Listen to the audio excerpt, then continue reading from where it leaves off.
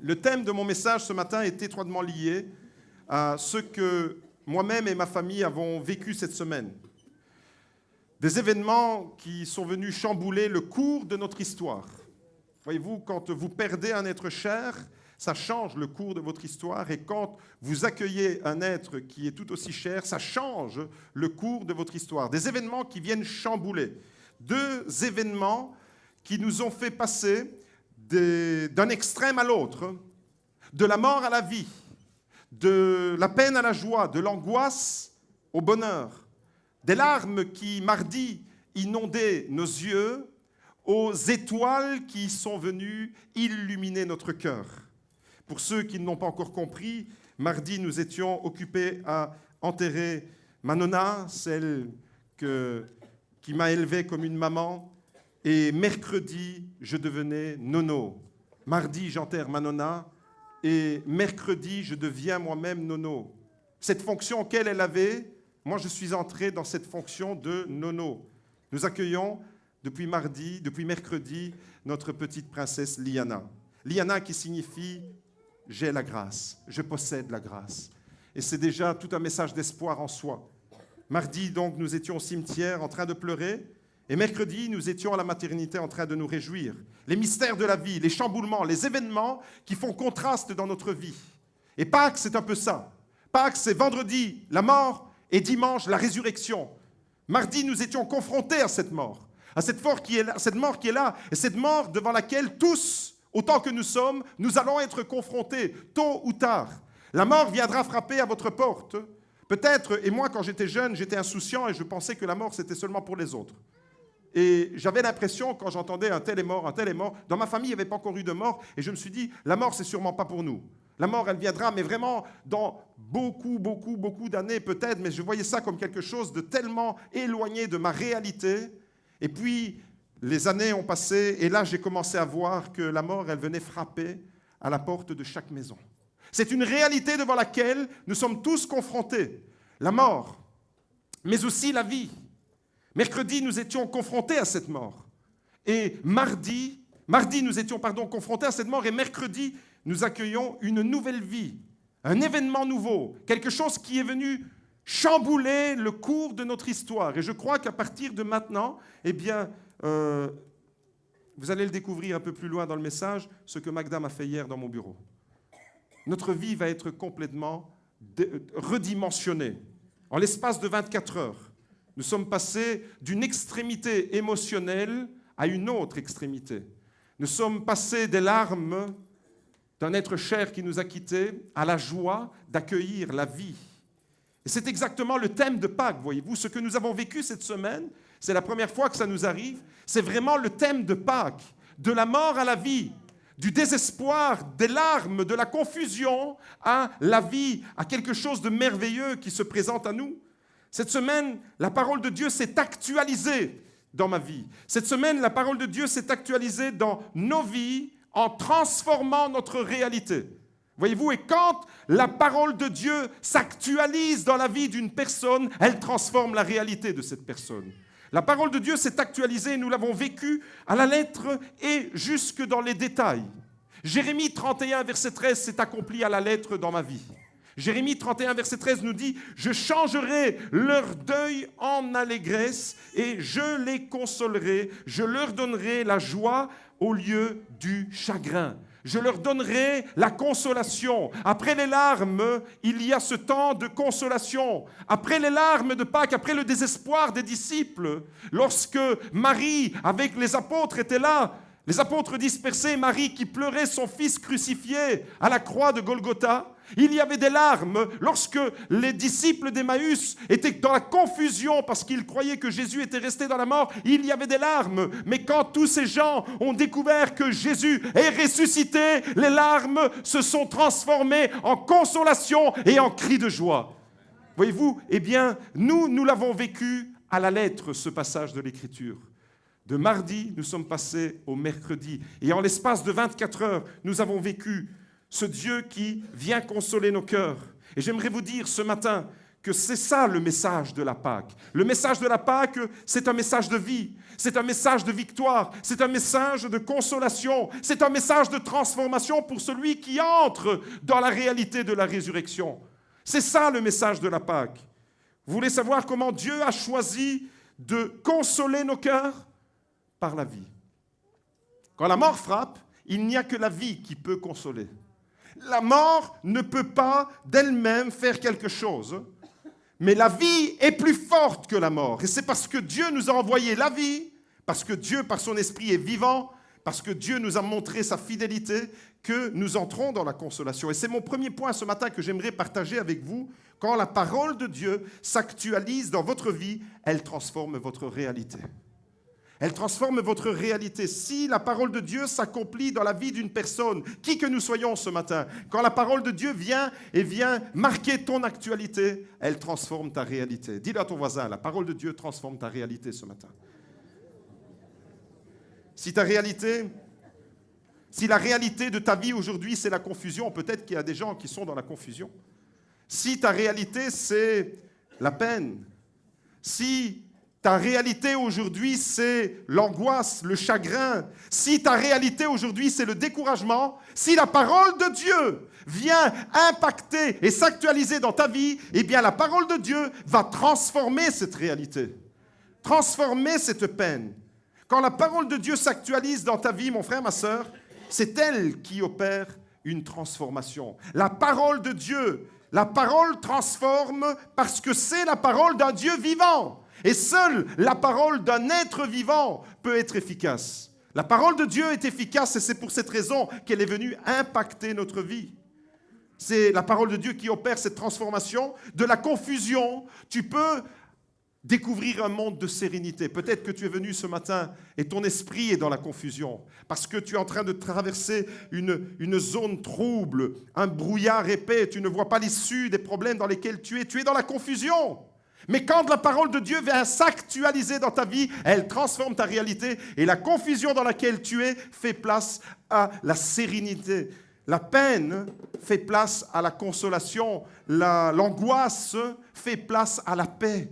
C'est ça le message de Pâques. Le message de Pâques, c'est un changement de paradigme, un changement de réalité, un changement où tu es complètement démonté par la vie.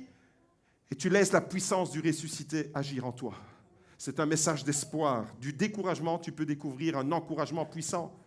Aujourd'hui, mes amis, vous l'avez compris, c'est Pâques et nous voulons proclamer la réalité de ce que signifie Pâques pour nous chrétiens. C'est certainement le moment de l'année, c'est certainement la réalité spirituelle la plus importante pour nous chrétiens, pour l'Église de Jésus-Christ, c'est la Pâques.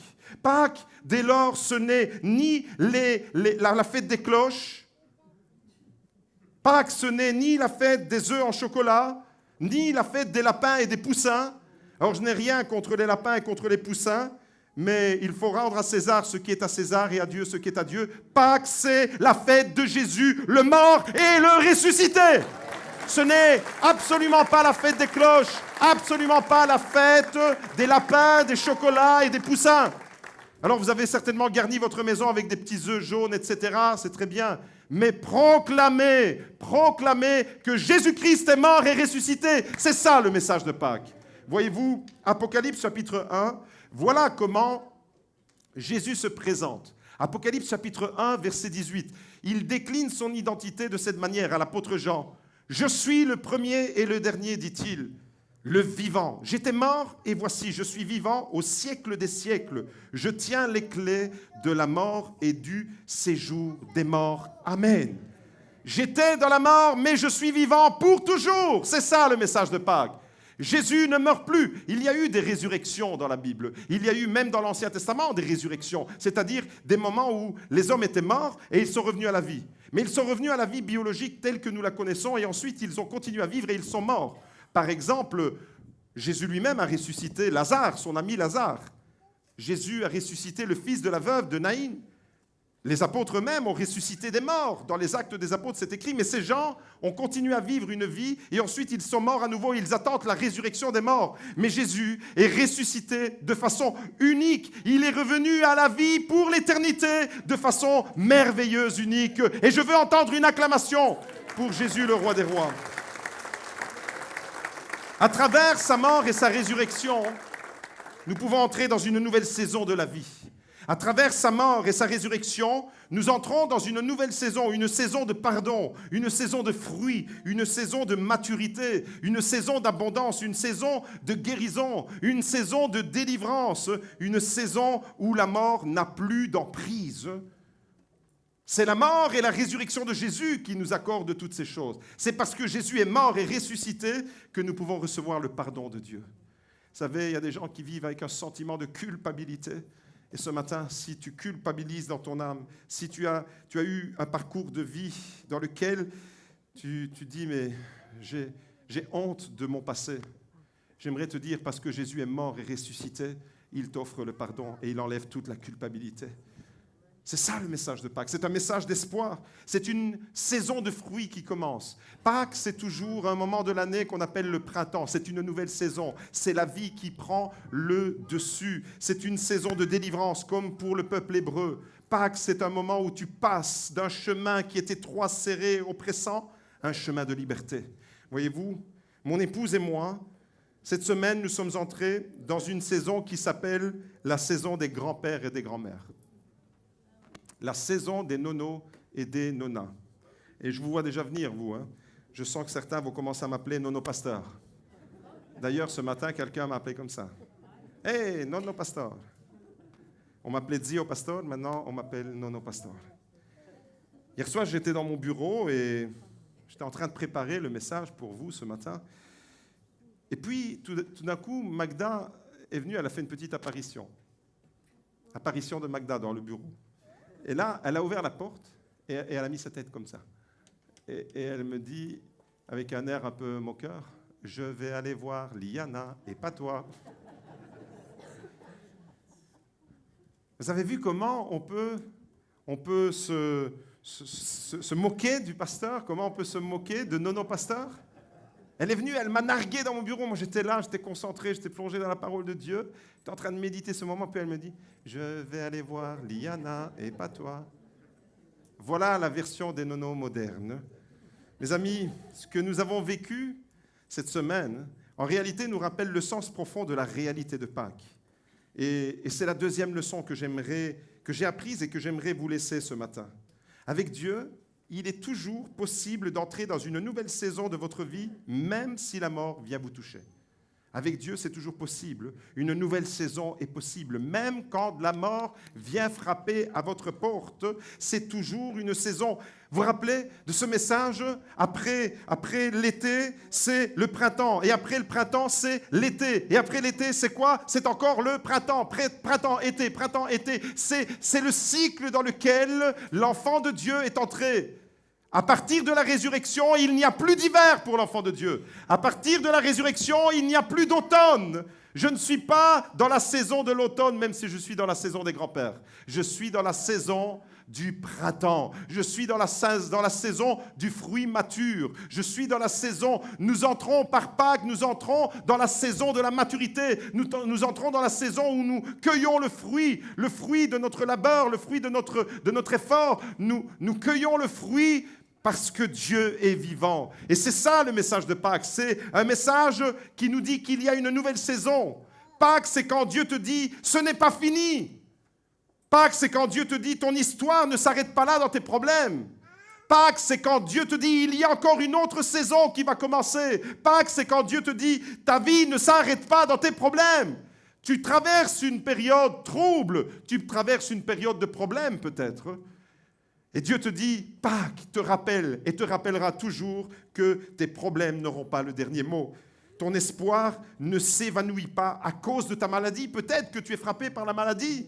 Et Pâques te rappelle que ton espoir ne s'arrête pas avec ta maladie. Pâques, c'est quand Dieu te dit, tu as encore un avenir. Et j'aimerais m'adresser à ceux qui peut-être voient leur avenir avec inquiétude. Pâques, c'est le message qui nous dit que même la mort a été vaincue.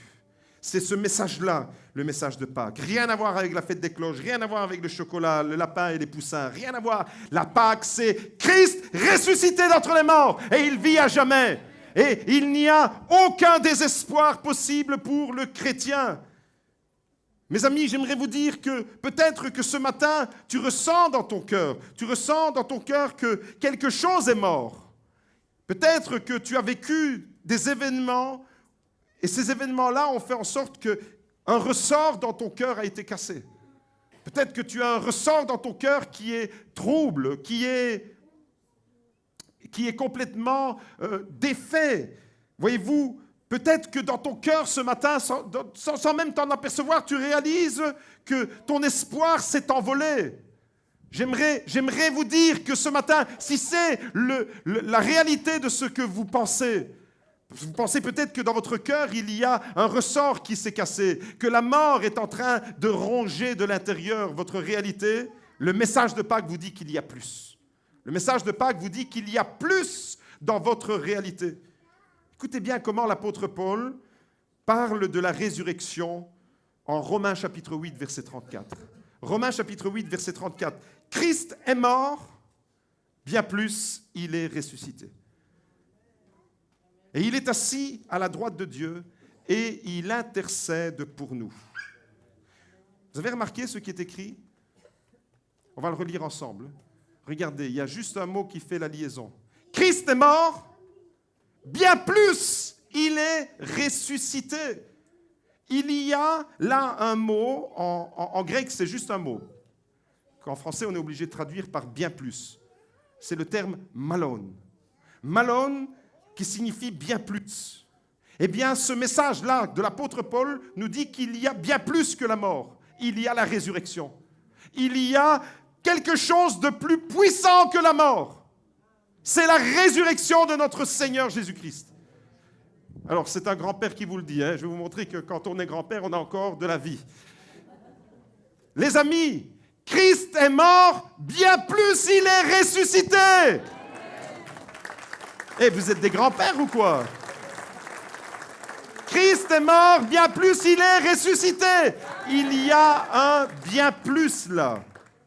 Ce bien plus, c'est celui-là qui fait toute la différence. Bien plus, dit l'apôtre Paul. Et je voudrais m'arrêter juste quelques instants sur ce bien plus. Tu rencontres tes problèmes et tu es découragé. Et ce matin, je déclare sur ta vie qu'il y a plus grand que tes problèmes. Il y a celui qui a la solution à ton problème et il est vivant. Amen. Tu as des difficultés. Tu te retrouves dans une impasse. Tu te sens coincé, tu te sens oppressé. Et il y a bien plus que ton impasse. Il y a bien plus que ton univers qui te file entre les doigts. Tu es paniqué, tu es là, tu es troublé. Il y a plus que ta réalité. Pâques, c'est le message qui te dit, oui, Christ est mort, mais bien plus, il est ressuscité. Il y a plus que ton impasse. Il y a celui qui ouvre un chemin là où il n'y a pas de chemin. Et celui-là, il est vivant, il est ressuscité. Mon frère, ma sœur, tu es dans l'angoisse peut-être ce matin. Je ne sais pas pourquoi tu es dans l'angoisse. Peut-être que tu es dans l'angoisse parce que tu vois tes années filer. Tu ne vois pas ta situation s'améliorer. Peut-être que tu es dans l'angoisse à cause de la maladie. Peut-être que tu es dans l'angoisse où tu te dis, je vois les autres se marier, je vois les autres avoir des enfants, et moi, j'angoisse. Ma réalité, elle n'est pas très encourageante pour moi. Bien plus. Il y a peut-être de l'angoisse dans ton cœur, mais il y a bien plus que l'angoisse. Il y a bien plus que la maladie. Il y a celui qui te délivre, celui qui t'apaise et celui qui te guérit, qui est vivant. Et ça, c'est bien plus que notre réalité. Il y a la réalité que nous vivons et ensuite il y a le bien plus. Il y a ce qui nous fait aller au-delà. Jésus est vivant. Jésus est ressuscité. C'est ça le plus de la foi chrétienne. Et il faut que les chrétiens apprennent à redécouvrir ce que signifie vivre avec le bien plus de la résurrection. Il faut que l'Église redécouvre, réapprenne Il faut que l'Église sache ce que signifie vivre avec le bien plus. Plus que ta réalité, plus que tes angoisses, plus que ta peur, plus que ta maladie, plus que tes erreurs, plus que tes échecs, plus que ta dépression. Il y a plus que ça. Il y a celui qui est vivant et qui domine toutes ces choses. Il y a celui qui est vivant et qui peut te délivrer de toutes ces choses. Parce que, voyez-vous, le chrétien doit apprendre à vivre avec ce plus de la résurrection, parce que si la résurrection, c'est bien plus que la mort, à plus forte raison, la résurrection, c'est plus que le découragement. La résurrection, c'est plus que l'angoisse, c'est plus que la peur, c'est plus que les blocages, c'est plus que les maladies, plus que les complexes. Peut-être que tu es complexé, tu es bloqué là. La résurrection, c'est plus que ta réalité. Voyez-vous, à Pâques, il y a un espoir qui renaît alors. À Pâques, il y a une nouvelle saison qui commence. À Pâques, il y a de nouvelles opportunités qui se présentent à nous. Quand Jésus est ressuscité, il a dit aux femmes, allez dire aux 11, allez dire aux disciples, allez dire à Pierre, allez dire aux autres que je les précède en Galilée. Là où tout avait commencé, il y a un nouveau départ.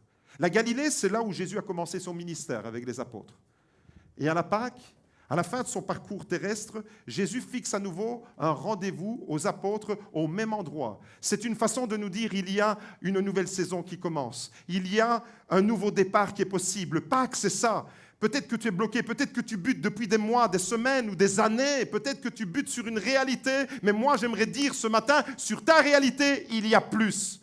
Il y a le bien plus de la résurrection. Il y a la puissance de la résurrection. Et c'est parce que Jésus est ressuscité d'entre les morts qu'il peut faire la différence dans ta vie.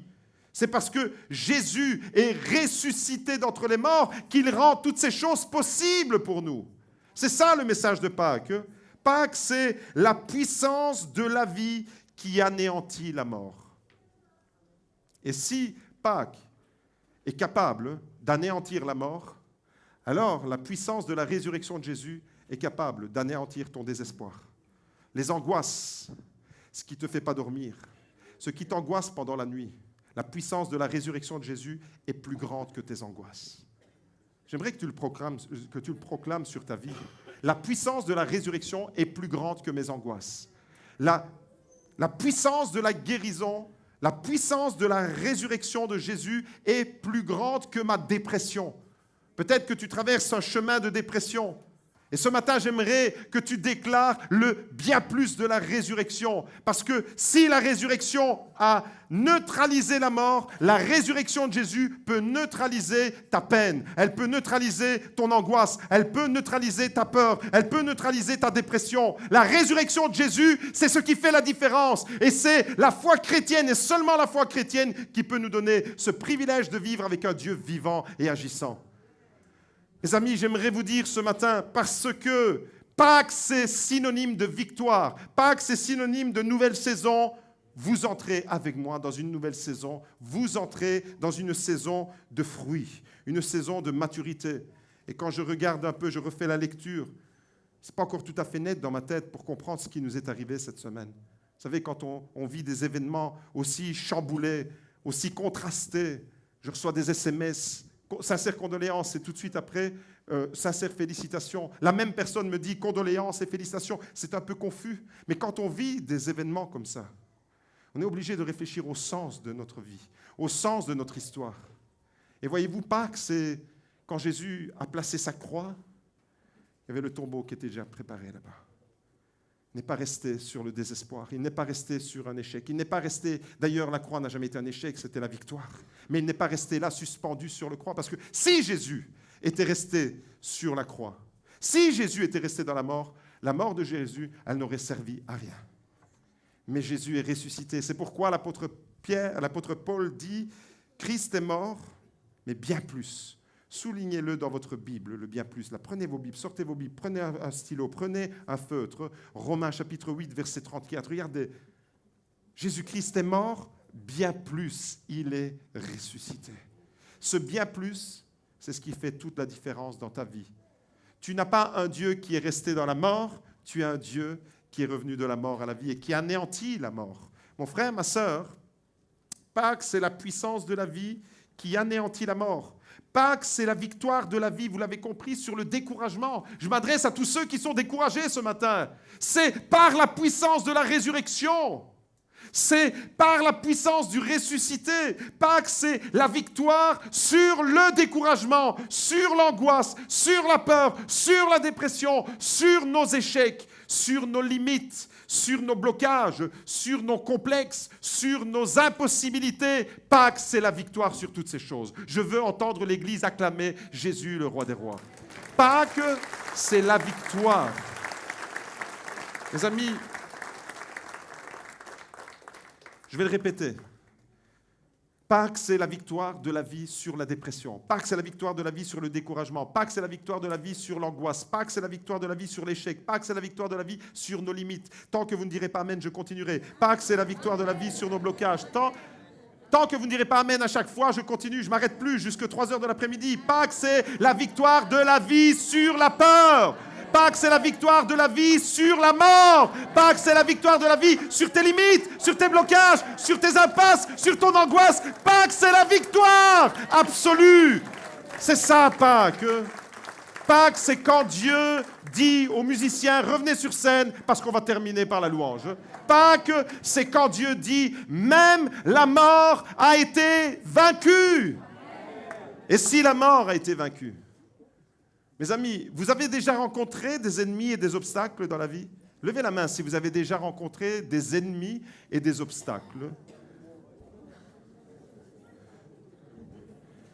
Visiblement, il y a des gens qui ne lèvent pas leurs mains, ce sont des extraterrestres, ce ne sont pas des êtres humains. Parce que tout être humain normalement constitué sur Terre a rencontré au minimum un ennemi et un obstacle. Mes amis, le dernier des obstacles que nous allons rencontrer, vous savez comment il s'appelle? La mort. Eh bien, même cet obstacle-là, yes, il a été anéanti. Alléluia, c'est un grand-père qui vous le dit. C'est un nono qui vous le dit. Alléluia, c'est une nouvelle saison, Pâques. Nous n'allons jamais avec Pâques, nous n'allons jamais vers le déclin, nous allons toujours vers la gloire parce que Jésus est vivant. Regardez Romains 8, verset 34, c'est ça Pâques. Christ est mort bien plus, dites-le avec moi, bien plus, je veux l'entendre. Christ est mort bien plus. J'entends rien. Christ est mort, bien plus. Il est ressuscité et il est à la droite de Dieu et il intercède pour nous. Pâques, c'est un synonyme. Quand Dieu nous dit, je ne vous abandonnerai jamais, j'ai vaincu sur la mort. Et si j'ai vaincu sur la mort, cet ennemi que tu redoutes peut-être, celui que tous nous craignons, même celui-là, le dernier, le plus redoutable a été vaincu. Il ne faut pas demander l'ennemi que tu es en train d'affronter maintenant. Tu es dans l'opposition, tu es dans une impasse, tu es dans l'angoisse, tu es dans la peur, tu es troublé dans ton âme. Mon frère, ma sœur, Pâques te dit, il y a plus que cette réalité-là. Il y a plus. Pâques, c'est quand Dieu te dit, il y a une nouvelle saison qui commence pour toi. Il y a la saison de la maturité, la saison du fruit, la saison de l'abondance. Pour moi et pour Magda, nous entrons dans cette saison, la saison des nonos et des nonas, la saison de la maturité en pleine semaine de Pâques. C'est encore un signe de Dieu qui veut nous parler. Je ne sais pas, Seigneur, il y a une nouvelle saison qui se présente à moi. Je veux y entrer. Je veux y entrer parce que je veux le déclarer devant mes peurs, devant mes angoisses, devant ce qui te trouble, devant ce que tu crains. Il y a plus. Tu dois connaître le ressuscité. Tu dois faire une expérience avec le ressuscité. Il y a plus. Est-ce qu'il y a des personnes ce matin dans l'église qui voudraient déclarer avec moi et qui voudraient le proclamer, qui voudraient entrer dans le « il y a plus ». Ta réalité, tu vois ta réalité, elle t'angoisse. Elle génère de la peur, elle génère du stress, elle génère de l'inquiétude. Et puis tu découvres et tu entends un message percutant sur la résurrection et tu te dis « je veux ce plus ». Christ est mort, oui, ok, il est mort. Et gloire à Dieu parce qu'il est mort, parce que sans sa mort, nous serions nous dans la mort. Christ est mort, mais bien plus que la mort, il est ressuscité, alléluia. Alors, ceux et celles qui veulent entrer dans une nouvelle saison, une nouvelle réalité, que la parole de Dieu vienne impacter les cœurs, ce matin on se lève et on lève les mains devant Dieu. Alléluia, Que le nom de Jésus soit béni. Pâques, c'est la victoire de Jésus. Est-ce que tu peux le proclamer avec moi?